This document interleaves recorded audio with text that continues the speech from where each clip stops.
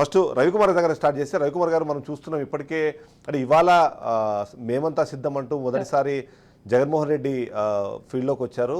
గత 2 రోజుల నుంచి అయితే చంద్రబాబు నాయుడు గారు అఫీషియల్గా ఈ ఎన్నికల ప్రచారాన్ని ప్రారంభించారు. గతంలో అంటే ఉమ్మడిగా ఒక ప్రోగ్రామ్ నడిచినా సరే ఇప్పుడు కొద్దిగా సీరియస్గా ఒంటరిగా వెళ్ళిన నేపథ్యం మనం చూస్తున్నాం. కాబట్టి ఏంటి ఈ పార్టీలు ఇప్పుడు తీసుకున్న స్ట్రాటజీ కానివ్వండి, వాళ్ళు జరుగుతున్న ప్రచార తీరు ఎలా ఉందంటారు?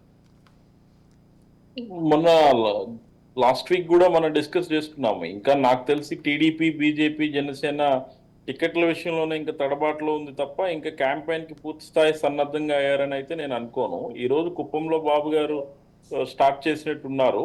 సో ఒక విధంగా ఏంటంటే వాళ్ళు గతంలో 4 ఏళ్లలో ఒడిదుడుకులు పడ్డా కూడా లాస్ట్ 1 ఇయర్ నుండి వాళ్ళు ఇంటింటికి సూపర్ 6 పథకాలు కావచ్చు, లేకపోతే రిమైనింగ్ ప్రభుత్వ తాలూకా వైఫల్యాలని కూడా తీసుకెళ్లడంలో ఏంటంటే కొన్ని నియోజకవర్గాల్లో సక్సెస్ అయ్యారు, కొన్ని నియోజకవర్గాల్లో సక్సెస్ కాలేకపోయారు.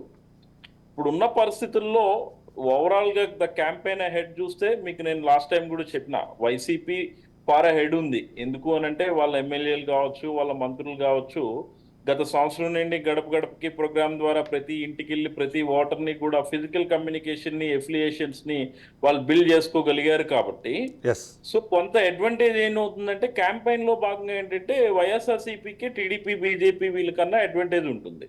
బట్ ఇక్కడ అన్నింటికన్నా మీరు చూడాల్సిన విషయం ఏంటి అని అంటే, నేను ఎస్పెషల్లీ నార్త్ ఆంధ్రాలో కొన్ని పాకెట్స్ చెప్తాను. ఉత్తరాంధ్రలో తెలుగుదేశంలో సీనియర్ నాయకులైనటువంటి కళా వెంకట్రావు గారు కావచ్చు, లేకపోతే గంటా శ్రీనివాసరావు గారు కావచ్చు, ఇలాంటి వ్యక్తుల టికెట్ల విషయంలో ఇంకా పూర్తి స్థాయి డైలమా ఉన్నది. సో ఇంకా 175కి 175 అనేది వాళ్ళు ప్రిపేర్డ్ గా లేరు. నాకున్న అవగాహన ప్రకారం 144 సీట్లు చంద్రబాబు నాయుడు గారు ప్రకటించారు. అందులో బీజేపీకి 10 సీట్లు, నిన్న కొత్తగా మళ్ళీ బీజేపీ ఇంకో సీట్ కావాలి 11 సీట్లని అడగడం. పవన్ కళ్యాణ్ గారు లెఫ్ట్ ఓవర్ 20 సీట్లు, 23 సీట్లు ఆయన పోటీ చేస్తాడు.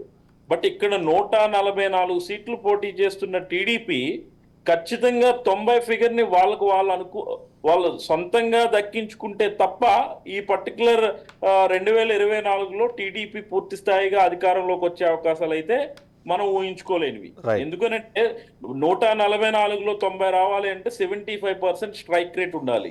ఎందుకంటే బీజేపీకి ఇచ్చిన 10-11 స్థానాలు అనేవి అంత ఈజీగా గెలిచే స్థానాలు అయితే ఏమీ కావు. ఎందుకంటే బీజేపీకి రాష్ట్రంలో ఉన్న పరిస్థితుల మీద పూర్తి స్థాయి అవగాహన ఉంది.